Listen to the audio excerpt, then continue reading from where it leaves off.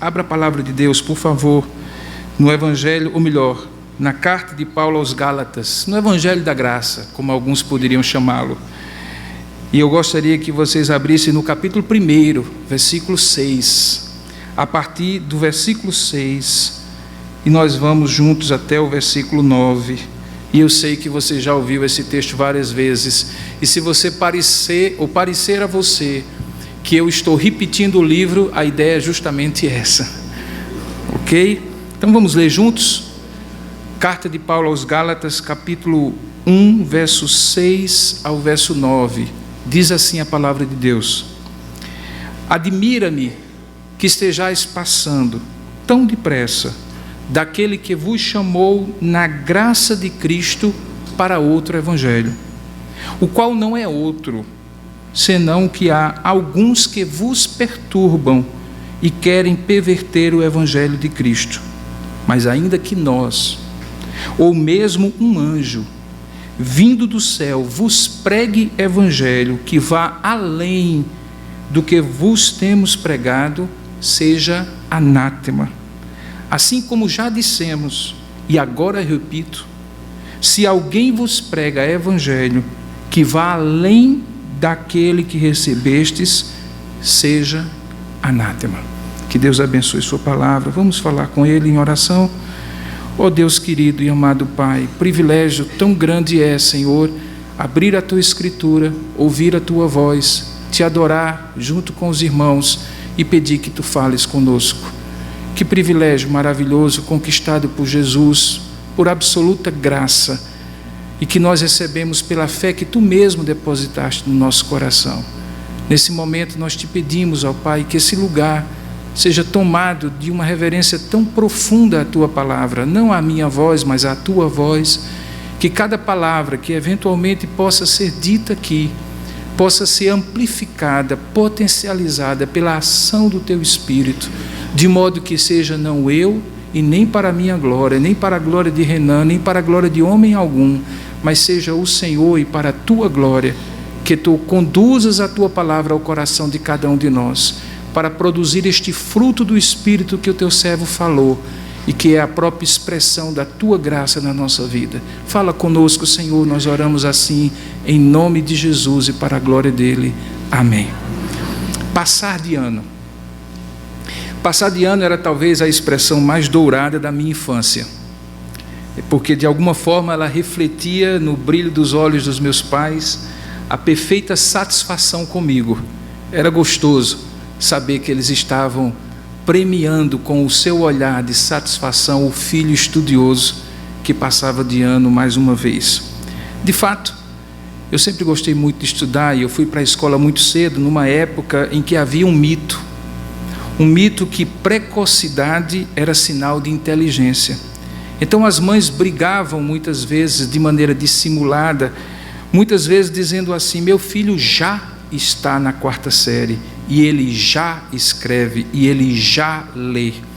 Naquela época, ir mais cedo, ser alfabetizado mais cedo, fazer as coisas mais cedo, parecia ser um grande avanço, parecia ser alguma coisa muito boa.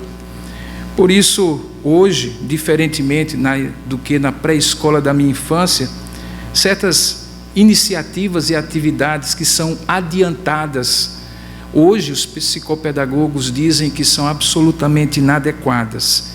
É, sem dúvida alguma, prejudicial a uma criança que aos 4 anos ela tenha sido alfabetizada, já consiga ler, já consiga escrever.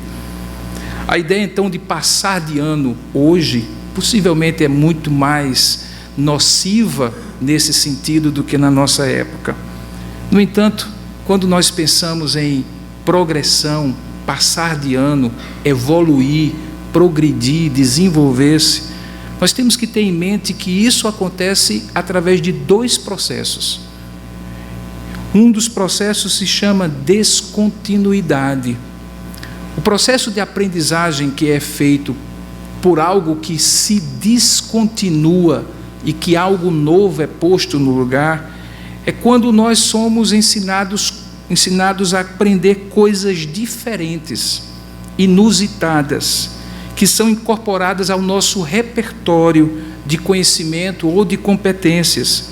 sem esquecer também que se aprende pelo outro processo, que é o processo de continuidade. É de descontinuidade e continuidade que todos nós aprendemos e vamos continuar a aprender. Se por um lado descontinuidade é algo romper-se, parar, para outra coisa nova entrar no lugar, continuidade é justamente aquilo que o próprio nome diz.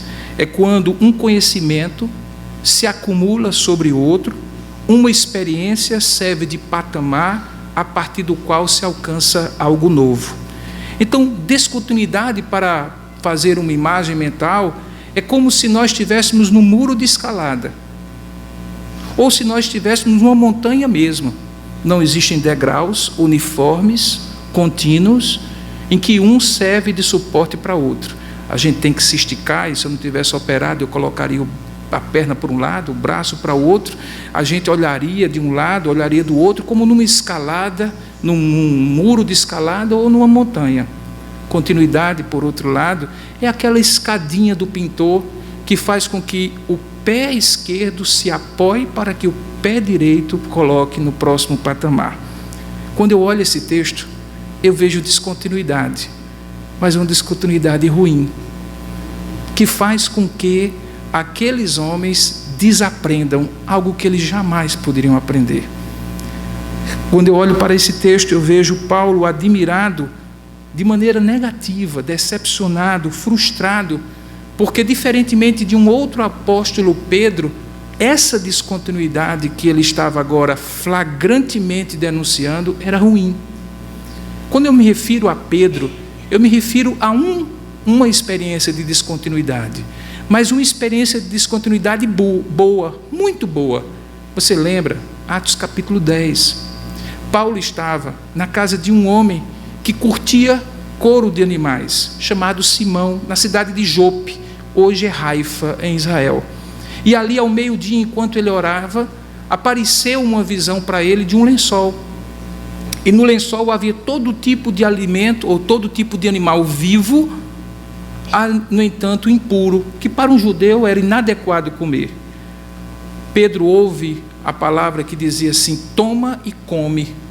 E ele responde àquela voz, que era a voz de Deus, dizendo assim: de modo nenhum, Senhor, eu sei desde a minha infância que isso não presta para comer. E aí Deus, num processo de aprendizagem, por descontinuidade, rompe aquela tradição que em certo sentido fazia sentido, mas não naquele momento, e diz assim: não, Pedro, não tome por impuro aquilo que Deus mesmo santificou. A experiência de descontinuidade de Pedro foi positiva, mas essa não. A experiência de Paulo era alguma coisa muito ruim de se perceber. E para que você e eu possamos entender por que essa ruptura que faz Paulo dizer assim: eu me admiro que vocês estejam passando de ano, passando tão depressa, num processo, porém, de descontinuidade, de descontinuação do que vocês deveriam continuar crendo. Para que isso fique claro, vamos dar uma volta a tudo como começou. Eu sei que você conhece a história. Primeira igreja realmente multicultural da história da igreja cristã, Antioquia da Síria. Havia uma equipe pastoral de vários lugares, inclusive alguns que nem eram judeus, e que tinham sido alcançados porque os crentes tinham chegado a Antioquia, evangelizado aquele lugar, perseguidos pelos judeus e pelos romanos. Ali, uma igreja multicultural, comprometida com Deus, envia Paulo e Barnabé na primeira viagem missionária deles.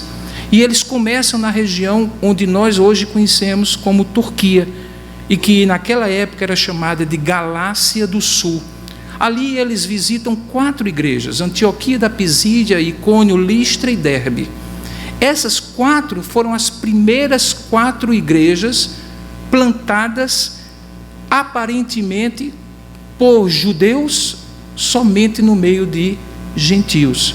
Porque se você olhar no texto de Atos capítulo 10, diz que quando eles chegam no primeiro sábado na cidade de Antioquia da Pisídia, Lucas registra que eles pregaram na sinagoga, atendendo um paradigma missionário que depois Paulo ia preservar, que onde quer que ele estava, ou onde quer que ele fosse, ele pregaria primeiro a judeus. E ao chegar ali, os próprios judeus que no primeiro sábado, dia da reunião da sinagoga, o receberam com alegria, percebeu-se que outros com ele, gentios, que não eram judeus, também começaram a crer no Evangelho. E então, por inveja, diz o texto, por despeito, eles começaram a questionar como Paulo seria um homem de Deus, se ele pregava a judeus e a gentios no dia que seria santo. No sábado seguinte, a confusão já estava sendo armada, porque no sábado seguinte eles já estavam com um bloco na rua, fazendo toda aquela algazarra e perseguição que não era de brincadeira, era para matar mesmo, para apedrejar, porque Paulo estava pregando aos gentios.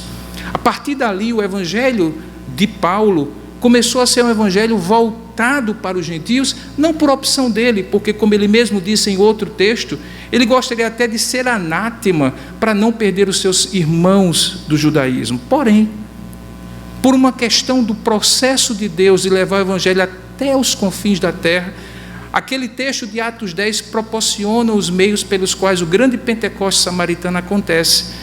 E isso provoca alguma coisa que logo depois vai dar no primeiro concílio de Jerusalém, em Atos capítulo 15. Dali, Paulo vai para Icônio, Listra e Derbe, e em cada uma dessas cidades, uma igreja plantada, presbíteros são eleitos pela igreja e são deixados sob os cuidados deles aquelas igrejas, aqueles rebanhos. Paulo volta para dar relatório da sua primeira viagem, e quando chega já encontra uma confusão armada em Jerusalém, porque muitos estavam dizendo que Paulo havia negado a fé, porque pregava a gentios. Como poderia? O pensamento da igreja naquela época era um pensamento de continuidade. O Messias é nosso. Eles não tinham refletido que desde o início, quando Deus chamou Abraão, ele disse: e tu serás uma bênção para todas as nações da terra, e em ti serão benditas todos os povos, todas as etnias. Eles continuavam por quase 20 séculos crendo que o evangelho, ou a graça de Deus expressa na antiga aliança, era só para eles. Esse pensamento de continuidade foi o que proporcionou a oportunidade de, em Atos capítulo 15, Paulo e os outros apóstolos entrarem no debate com os presbíteros ali para definir, afinal de contas, de quem seria o evangelho. E aquele texto diz que ali acontecendo, fica muito claro que para os judeus, e preste bem atenção nisso, para os judeus o evangelho era continuidade. Mas para os gentios, na perspectiva dos judeus, o evangelho era uma descontinuidade, uma abençoada descontinuidade. E aí o que acontece? O livro diz que o texto de Atos é transcrito e enviado em cartas para todas as igrejas, inclusive para aquelas 4 que Paulo tinha fundado: Antioquia, Icônio, Listra e Derbe. Mas enquanto os concílios decidem, e todos nós sabemos, nem sempre as decisões conciliares, mesmo quando acertadas, e nem todas são acertadas, diga-se de passagem, muitas vezes, até que chega ao nível do povo, muitas vezes são descritas, até mesmo questionadas. Isso foi isso que aconteceu. E surgiu, então, o grande partido dos perseguidores de Paulo. E eles eram o Partido dos Perseguidores de Paulo, o PPP, também conhecidos como os judaizantes. Se Jesus teve um só para ele, os fariseus, Paulo também teve um só para ele, os judaizantes. A vida de Paulo foi marcada por conflitos com esses homens, que entendiam que ou o evangelho era continuidade só para eles, ou não era evangelho. Ou o Messias era só deles, ou não seria de ninguém. E é assim que acontece o contexto no qual Paulo agora começa a perceber que nas costas dele, enquanto ele vai para Jerusalém, lobos vorazes com uma doutrina herética, uma doutrina legalista, conhecida na história como galicanismo, por causa dos Gálatas, começa a fazer novos convertidos duvidarem que Paulo havia pregado o verdadeiro evangelho. Porque é dado para eles uma versão 2.0 do evangelho. Perceba que aqui ele diz, evangelho que vai além. Era um evangelho que dizia Cristo sim, mas não apenas. E é interessante porque o evangelho é tão singular que ele pode claramente mostrar como uma outra doutrina pode não ser evangelho por não ser mesmo, mas também pode não ser o evangelho por estar aquém do evangelho, como também não ser evangelho por estar além do evangelho. E nesse caso, era um evangelho que estava além do evangelho. E é isso que Paulo flagra. Então ele defende, entre outras coisas, a sua própria autoridade e também a chamada, como ele mesmo usa no capítulo 2, versos 5 e 14, a chamada verdade do evangelho. E que se constitui 16 séculos depois naquilo que provocou tudo isso, que chama-se Igreja Cristã Reformada. Porque 16 séculos depois, um monge descobre esta verdade. E não é outra senão a justificação pela fé, baseada exclusivamente na graça. Um processo novamente de descontinuidade, porque por muitos séculos, 15, ou talvez 12, para ser mais exato, a igreja achou que o que vivia na Idade Média era o Evangelho. E não era outro falso Evangelho, senão o Evangelho dos galicanos, dos judaizantes, que era o Evangelho de Cristo mais alguma coisa.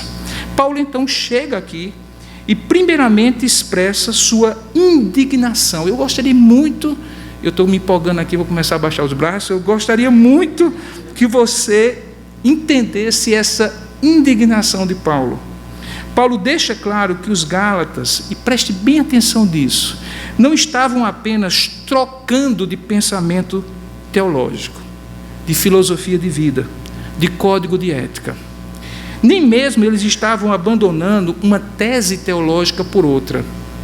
Eles estavam, na verdade, traindo a Cristo, trocando de Salvador, deixando Cristo e sua obra salvífica por uma autossalvação baseada no mérito próprio. Olha o texto comigo. Veja o que ele diz. Admira-me, verso 6, admira-me que estejais passando tão depressa daquele, veja, daquele, não daquilo, daquele. Que ele é esse? Perguntaríamos, senão Cristo.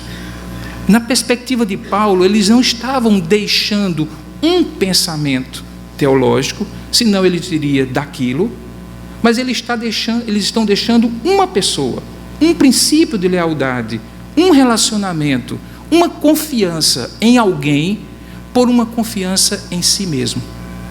Ele diz então aqui, admira-me que vocês estejam deixando uma lealdade prometida a alguém, a quem vocês chamam de Senhor, uma vinculação com alguém para outro. E o pior, este outro é vocês mesmos. São vocês mesmos. A ideia é de trair mesmo, de ser desleal.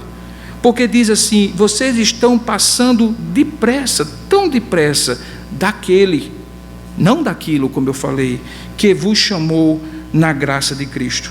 O que Paulo deixa claro, e o reverendo Renan no seu livro desenvolve de modo tão didático, é que o Evangelho, como está escrito aqui, não é alguma narrativa sobre Jesus. O Evangelho é Jesus. Deixar o Evangelho é deixar Jesus. Trocar o Evangelho, acrescentando a ele o que quer que seja, é acrescentar ou tentar acrescentar a Cristo, porque ele não seria supostamente suficiente. E é isso que provoca uma admiração indignada, uma decepção profunda, uma frustração terrível naquele homem que planta aquelas igrejas e pouco tempo depois descobre que nas suas costas mestres judaizantes disseram Cristo sim, mas com mais alguma coisa. Para eles, ou para Paulo, o que trazia indignação era justamente que o Evangelho não era um conceito. Como eu falei, não era um resumo, uma confissão de fé apenas. E é bom que se deixe claro isso, porque nós que somos uma igreja confessional, a igreja reformada, Precisamos estar alertas para isso. A nossa confissão de fé é a expressão desta lealdade, mas não é a lealdade.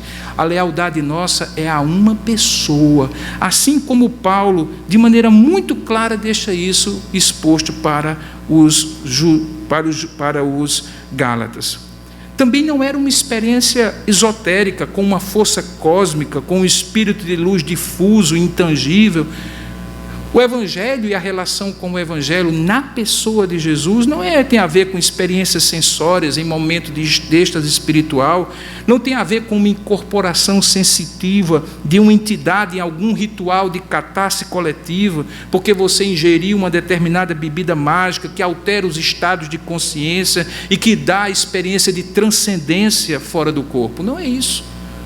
O Evangelho é a pessoa do Filho de Deus, encarnada no tempo e na história, para como um ser humano, nascido de mulher, nascido sob a lei, redimir aqueles que nele confiarem suas vidas dos seus pecados e das condenações da morte. Como, pergunta Paulo, como poderiam os Gálatas imaginar que não estariam entendendo que o Evangelho é de Cristo? E que esse Evangelho de Cristo é o próprio Cristo. E assim, passar de ano para uma série que, na verdade, é um retrocesso. Uma descontinuidade prejudicial, nefasta e cruel, como nós ainda vamos falar hoje à noite. O Evangelho de Cristo que Paulo havia pregado para eles, convida o pecador amado e remido pelo sangue derramado por Cristo a viver em Cristo. E se você perguntar para mim qual é a expressão mais poderosa de toda a Escritura, eu lhe digo, é essa que vem da lavra de Paulo, em Cristo. Nada substitui essa expressão, porque ela denota uma vida nova, uma nova esfera de relacionamento, um novo senhorio, uma nova centralidade para toda a vida. Esse retrocesso terrível é ainda mais surpreendente e decepcionante para o apóstolo Paulo, por causa da velocidade e facilidade com que havia ocorrido. Olha o texto, diz assim: admira-me que estejais passando tão depressa. A expressão adverbial deixa muito claro, tinha sido assim, eles tinham virado a casaca assim. Paulo mal estava terminando de arrumar as malas e sair por uma porta, os Gálatas por outra porta já estavam trocando o Evangelho, a lealdade de Cristo. E Paulo disse: como é que vocês entenderam de maneira tão clara e tão rapidamente vocês deixaram? Alguns dizem que poucos anos, no máximo poucos anos, talvez poucos meses, haviam passado desde quando Paulo saiu de Antioquia da Pisídia para quando ele voltou na segunda viagem missionária. Muito menos ainda tempo havia se nós prestarmos atenção a um cuidado que Paulo teve. Paulo deixou outros líderes para continuarem, e novamente aqui a gente encontra a dinâmica da continuidade e da descontinuidade. Paulo não foi um líder irresponsável, um plantador de igreja tipo beija-flor, que planta e sai. Em cada igreja, em cada lugar, ele deixava líderes devidamente doutrinados, com quem ele havia gastado mais tempo para continuar. Então não havia motivo nenhum, nem mesmo a novidade da fé, nem mesmo a inexperiência dos Gálatas, que pudesse justificar que eles tão rapidamente tivessem saído do Evangelho de Cristo para viver um Evangelho da glória própria, da justiça própria. Sabe por que isso acontece rapidamente, irmãos? Porque nós somos inimigos desse Evangelho. Deixa eu dizer para você, em certo sentido, você continua inimigo dele. Porque esse Evangelho da graça humilha o seu coração orgulhoso, que não consegue admitir que continua sendo pela graça durante cada dia da sua vida até o último suspiro. É fácil assim mudar a marcha e dar um retrocesso e voltar a viver baseado na justiça própria. É tão depressa. Como foi com os Gálatas, assim acontece com cada um de nós. Certamente aqui é preciso também enfatizar, por isso mesmo, essa intencionalidade. Deixa eu ser bem claro para os irmãos. Eu sei o quão frágil e o quão vulnerável é um novo convertido. Mas para um pouquinho. No coração do novo convertido habita o Espírito de Deus. E este Espírito de Deus é prometido em João capítulo 14, 15, como sendo aquele Espírito da verdade que estaria no nosso meio e em nós, que nos faria lembrar por continuidade tudo o que nós tínhamos sido ensinados e nos ensinaria também novas coisas alinhadas com o que nós já sabemos. Os novos convertidos dos Gálatas tinham o Espírito Santo. Eles tinham líderes para nutri-los espiritualmente, mas eles intencionalmente fazem essa mudança para que fique claro para mim e para você hoje à noite que eles não são vítimas indefesas de lobos que pegam e fazem uma mudança de lealdade com eles. Observe que a forma como Paulo escreve demonstra que eles não tinham sido meramente transportados. O texto fala muito, olha só, ele diz assim: admira-me que vós estejais passando, voz ativa. Eles estavam passando, eles tinham decidido passar. Veja como é diferente quando em Colossenses Paulo descreve a nova vida e diz assim, que nós fomos transportados, voz passiva, do império das trevas para o reino do Filho do seu amor. Aí sim, somos objetos de uma obra avassaladora, aquilo que nós conhecemos como graça irresistível, um dos pontos do calvinismo. Mas aqui não.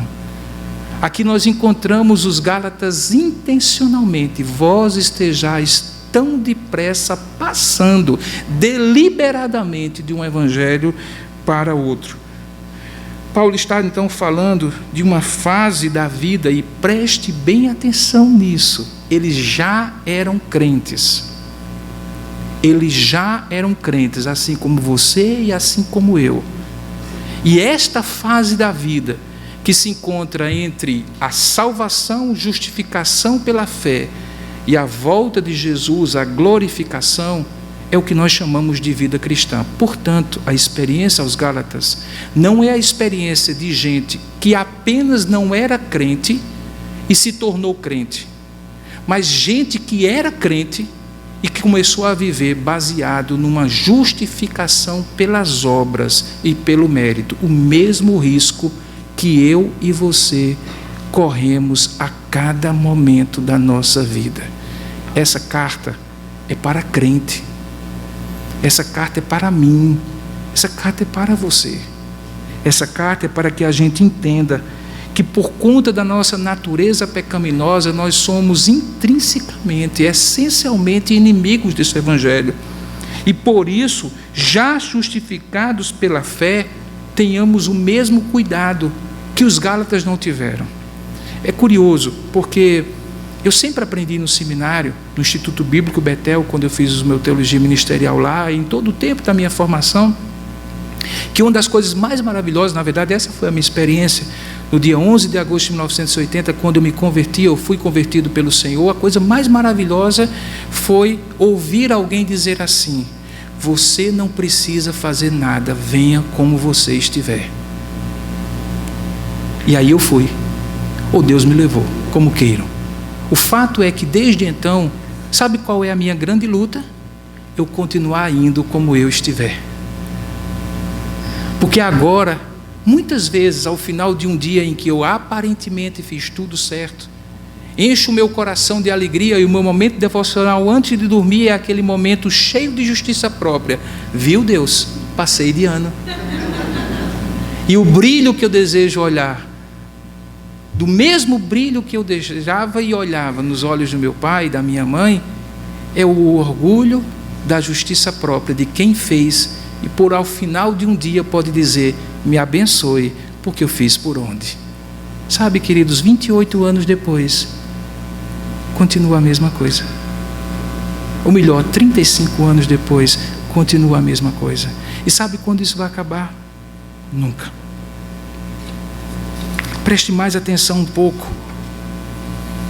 Deus, que já tinha sido bastante para justificá-los diante dele, livrando-os da condenação do pecado, agora precisava ensinar para eles que eles podiam e precisavam confiar na graça de Deus para se verem livres do poder do pecado. E se ver livre do poder de pecado é outra forma de dizer santificação. Portanto, a graça de Deus não é graça apenas que salva da condenação do pecado, não é graça apenas para a justificação. Graça de Deus é suficiente e necessária para quem quer viver como cristão, para quem quer ver a santificação de Deus na sua vida. Qualquer outra coisa que vá além disso é outro evangelho. Na verdade, depois que eu escrevi essas palavras, eu fiquei pensando assim comigo: e se por acaso passar na cabeça de alguém que estiver me ouvindo naquela noite, pastor, e os meios de graça? Não é a nossa parte na santificação? O que eu diria? Eu diria que eles são meios e não fins. Eu diria que são meios pelos quais Deus, que pré-ordena os fins e os meios, usa para que os meios produzam os fins. De modo que Deus, que nos abençoa porque quer, também é o mesmo Deus que diz: agora ore, porque a maneira como eu vou lhe abençoar é você orando. O Deus que escolhe e de maneira irresistível salva o pecador é o mesmo Deus que diz: ide por todo o mundo e pregue o evangelho, porque vai ser dessa maneira que eu vou salvar. Da mesma maneira, quando somos santificados, Deus diz: use dos meios de graça, porque é desta forma que a graça chegará a você. Mas não é por causa disso que a graça chegará a você. E há uma diferença entre fazer alguma coisa porque isto vai me dar algo, e fazer algo porque isto será o meio pelo qual algo que precisa me ser dado será dado. De modo que quando aqui no Evangelho, o Evangelho da Graça, que é a carta aos Gálatas, Paulo diz isso, ele está dizendo exatamente essas mesmas coisas. Para você ser santo, você precisa da graça de Deus, tanto quanto você precisa da graça de Deus para ser salvo. Os Gálatas aparentemente tinham mudado isso. Eu preciso da graça até entrar. Depois de entrar, continuemos com o nosso esforço próprio, igualzinho ao que era antes. E nesse sentido, eles trocaram lealdade. Jack Miller, que vem a ser o mentor espiritual de Tim Keller, que o pastor Renan tanto admira e eu também, ele passou por uma experiência muito interessante e disso produziu um material que é conhecido no mundo inteiro como Sonship, um trabalho de discipulado muito profundo. E o pastor Jack Miller, que trabalhou muito tempo em Uganda e Ruanda, naquela região ali central da África, diz que, num dos seus livros, que o Evangelho da Graça não é apenas o Evangelho para o pecador que precisa ser salvo, mas também para o crente salvo que precisa ser santo. Por isso, precisamos ouvir o Evangelho continuamente. Sabe por quê? Porque a cada dia, ainda que não tenhamos que ter a nossa vida justificada diante de Deus, a cada dia nós precisaremos ser santificados por Deus. O Evangelho continuará nos dizendo: arrependa-se e creia, porque o Reino de Deus está próximo. Para descrentes que precisam ser salvos e para crentes que precisam ser santos. A mudança finalmente era ainda mais surpreendente e frustrante para Paulo, porque além de ser uma mudança de lealdade, como eu já falei, além de ter sido uma mudança tão rápida que mostra o coração daqueles homens, também era de uma radicalidade incontornável, imperdoável e inexplicável. Veja bem o que ele diz. Ele fala que os homens de Gálatas estavam trocando o evangelho por outro evangelho. E eu vou explicar de maneira muito simples para você. Aqui eu tenho duas cadeiras. Essas duas cadeiras, a cadeira da ponta e a cadeira aproximada dela, elas são semelhantes. Eu diria, se eu estivesse falando grego, que elas são halós. Elas são outras cadeiras, mas da mesma natureza. Mas quando eu olho essa cadeira para este banco, aí eu digo: não, este também serve para sentar, mas ele não é um halós como esta cadeira, ele é um heteros, um outro completamente diferente. Adivinha qual é a palavra que é usada aqui?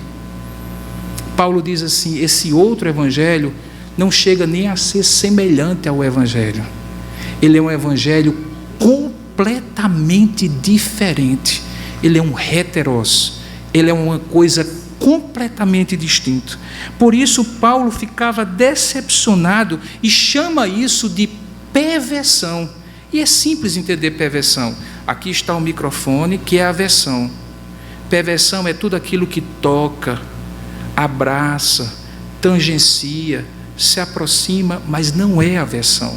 É algo que está na periferia da versão, e perigosamente na periferia, porque em alguns momentos parece ser a versão, mas não é. Veja como era sutil o pensamento dos judaizantes. Não, Cristo é Senhor. Não, Cristo é Salvador. Agora, vocês sabem, nós somos judeus, e para chegarmos a Cristo precisamos da lei, e a expressão do compromisso com a lei é ser circuncidado, obedecer o sábado. Logo, esse é o pit stop obrigatório que você que estava lá no final da fila do grid de largada precisa também passar. Do mesmo jeito que nós primeiramente precisamos ser judeus, ser circuncidados, seguir a lei e só então descobrir a Cristo, por que vocês gentios acham que poderiam ir direto simplesmente por Cristo? Não, se tornem judeus primeiro, depois vocês poderão se tornar cristãos. Parecia ser uma coisa lógica, mas primeiramente não era bíblica, nem tão pouco cristã. Lembra da parábola dos trabalhadores da vinha? E outras tantas que Jesus contou? Qual a essência daquele evangelho? Que os últimos serão os primeiros. E a essência daquele evangelho não é de primazia, mas é do fato de que os últimos, os gentios, receberiam a paga que Deus acertou com eles. E nesse sentido, como o próprio Jesus falou, até mesmo precederia alguns dos judeus, que pela dureza de coração, diferentemente dos discípulos e apóstolos, ainda não haveriam de crer. Agora aqui nós encontramos, então, a grande perversão do evangelho. A diferença é tão grande, mas tão grande, irmãos, que Paulo usa um hebraísmo, anátema. Algo raro, mesmo para ele que, sendo judeu, havia sido chamado para os gentios. Só para vocês terem uma ideia, essa é a única ocasião, além daquela que eu citei, que Paulo usa essa expressão anátema. É uma expressão tão forte que ele usa por 2 vezes no texto, e até diz, e eu repito, seja anátema, mesmo eu, se mudar esse evangelho para heteros evangelho. Heteros evangelion, outro evangelho de natureza completamente diferente. A palavra que ele usa, anátema, significa maldito, separado. E ele diz que até mesmo o anjo do céu, e até mesmo ele, em um momento de loucura, viesse a fazer, de pregar isso, deveria ser considerado separado de Cristo. Sabe, irmãos, aqui não há como não ouvir 2 melodias diferentes. Veja como é diferente. Maldito seja todo aquele que pregar um evangelho diferente do evangelho de Deus. Agora, ouça uma outra melodia, doce e maravilhosa. Bendito seja o Deus e Pai de nosso Senhor e Salvador Jesus Cristo, que nos tem abençoado com todas as bênçãos espirituais, com toda a riqueza das bênçãos espirituais, nas regiões celestiais, em quem? Em Cristo Jesus. Efésios 1, versículo 3 em diante, é uma melodia doce. Em Cristo somos benditos. Esse outro evangelho, por causa da ausência de Cristo, podemos nos tornar anátemas, malditos. Essas 2 melodias não se combinam, não há como se combinar. E é por isso, queridos, que nós estamos numa noite como essa para falar de uma boa notícia. Uma boa notícia que, no caso dos Gálatas, tinha ficado ameaçada.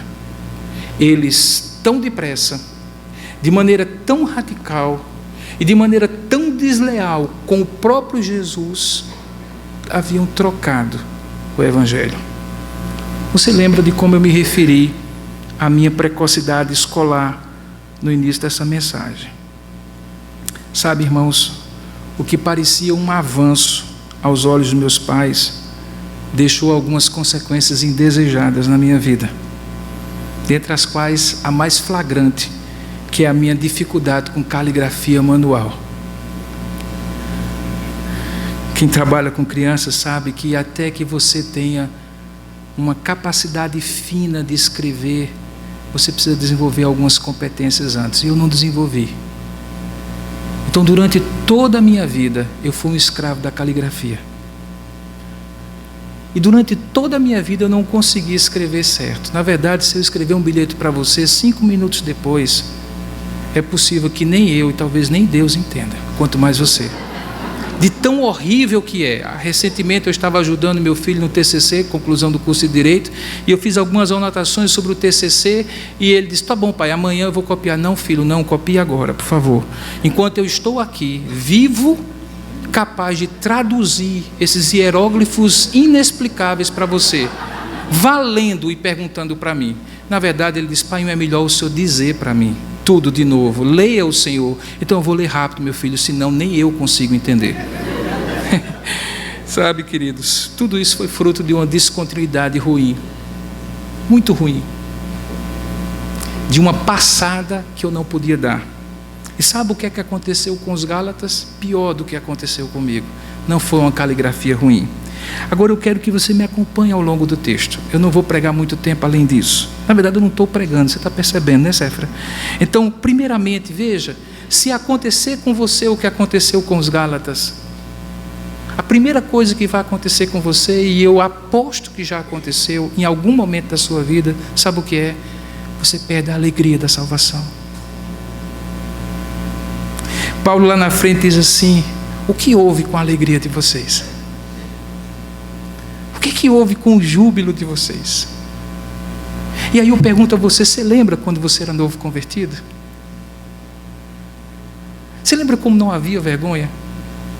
Você lembra como não havia nenhum constrangimento de você sair saltitante e pulando, falando do Evangelho, porque a boa nova era tão maravilhosa que não havia senso de ridículo social que fizesse você se conter?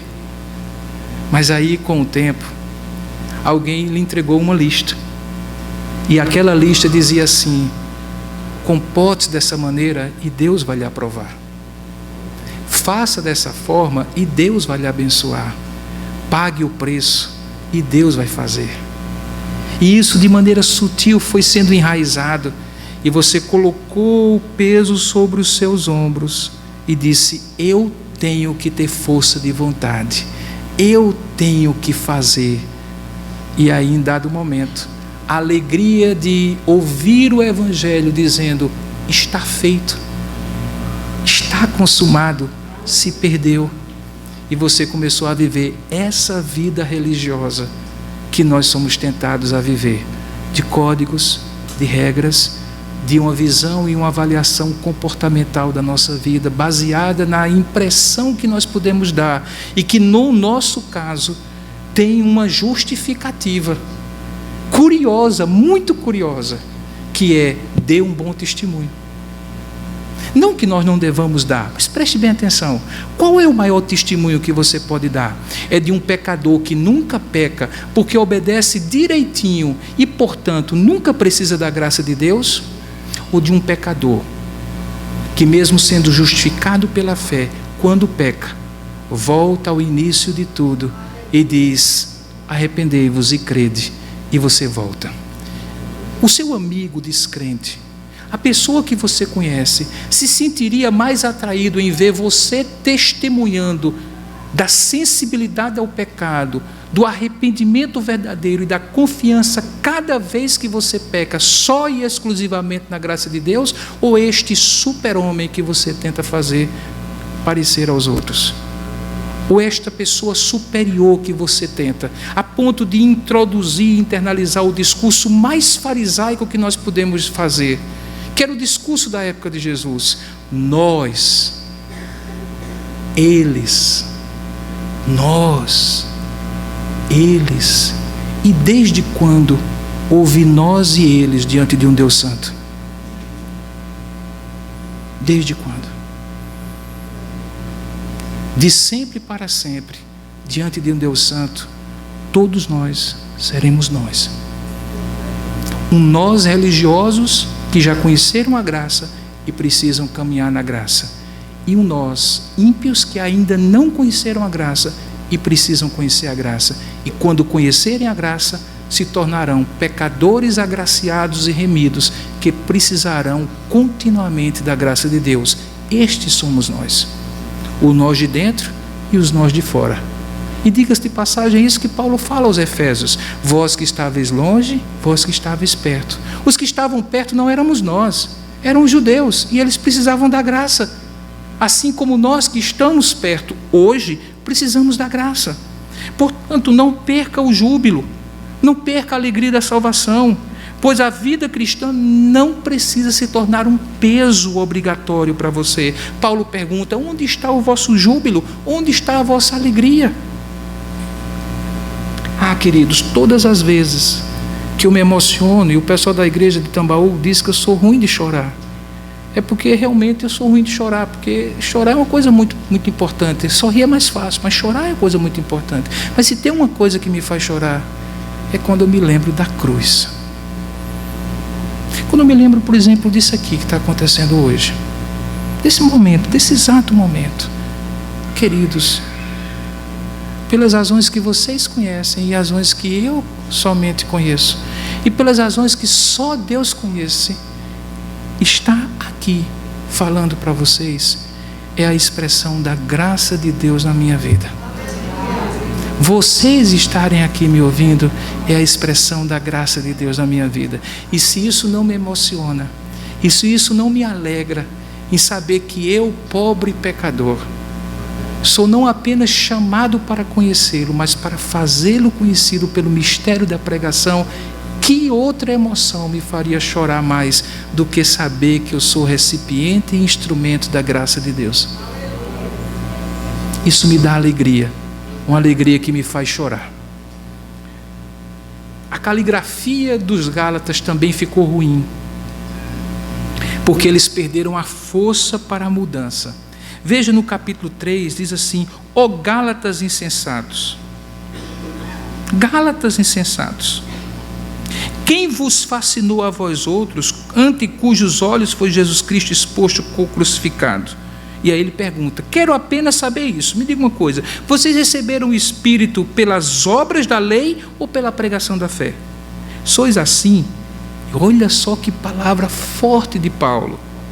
Sois assim tão insensatos, loucos, que tendo começado no Espírito, agora estejais vos aperfeiçoando na carne. Lembra, este homem é o mesmo que em Romanos 8 diz assim, que quem não tem o Espírito não é de Deus. Esse é o mesmo homem que diz que quem tem o Espírito é guiado pelo Espírito de Deus. Ele está dizendo assim: vocês estão vivendo como se vocês não tivessem o Espírito de Deus. Vocês estão se aperfeiçoando na carne.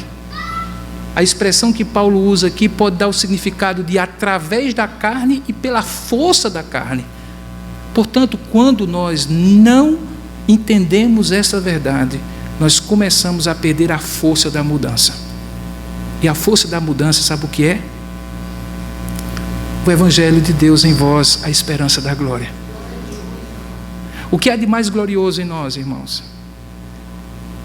É o tesouro que habita em nós? Ou é o vaso de barro que encerra o tesouro? Mas parece para alguns de nós continuamos pintando o barro, reformando o barro, quebrando e refazendo o barro, ao invés de deixar o barro quebrar-se, para que o tesouro que está dentro do barro seja visto. Em outras palavras, eu estou dizendo que quando eles fizeram esse processo de descontinuidade maldito, eles perderam a força da mudança. Se você, e eu tenho certeza que já passou, se não estiver passando, se eu, como também já passei, em algumas vezes ainda passarei, começar a desanimar e dizer assim: nada muda, por que eu cometo esses mesmos pecados? Não há esperança em mim, eu não mudo, eu não transformo, minha vida não está mudando. Sabe para onde eu lhe aponto? Não para a frente, mas lá para trás. Lá atrás está o poder de Deus, que não é outro senão aquele que fez Paulo dizer que ele não se envergonhava, porque este evangelho é o poder de Deus para a salvação de todos aqueles que creem, primeiro dos judeus, mas também dos gentios, e eu repito e acrescento, e também dos crentes que precisam mudar, santificando suas vidas. Quem muda, transforma, e que nos dá a esperança desta transformação e deste poder de mudança, não é a força da nossa carne, é o evangelho em nós, a esperança da glória. Finalmente, você perderá a apreciação da comunhão dos pecadores remidos em Cristo. Sabe por quê? Porque se você fizer essa descontinuidade, você se tornará o legalista acusador e não o encorajador amoroso dos irmãos. Capítulo 5, do verso 13 até o capítulo 6, Paulo diz assim: será possível que vocês cheguem ao ponto de ficar se mordendo uns aos outros? Sabe o que é se morder uns aos outros? É quando a gente vê o irmão caído e ao invés de levantar, a gente coloca o pé no pescoço dele e o acusa de que ele é um pecador, diferentemente de mim. Assim como o fariseu fez com o pecador na história que Jesus contou. Quando nós, no entanto, entendemos a graça de Deus, sabe o que é que nós vemos aqui? Um corpo cujos membros se ajustam, se ajudam, e quando um sofre, todos sofrem. Quando um cai, todos buscam levantá-lo. Mas infelizmente é essa a realidade que nós vemos? Não, queridos. Ai de um crente, especialmente se estiver numa posição de liderança, numa típica igreja protestante do século XXI no Brasil, que cair nos famosos pecados morais, porque ele será executado e crucificado vivo por absoluta incapacidade de nós sermos encorajadores dos irmãos. E a razão é somente uma: é porque nós não entendemos a graça. A graça não é apenas aquela que nos salva, a graça é a que nos faz em Cristo um. Ou chegamos juntos na glória, ou não podemos deixar nenhum de nós no campo de batalha. Quando não entendemos a graça, portanto, nós perdemos a alegria, nós perdemos a força, nós perdemos a comunhão. Mas quando nós conhecemos a glória de Cristo, o que é formado em nós é o próprio Cristo e não uma máscara de cristão. Que Deus abençoe.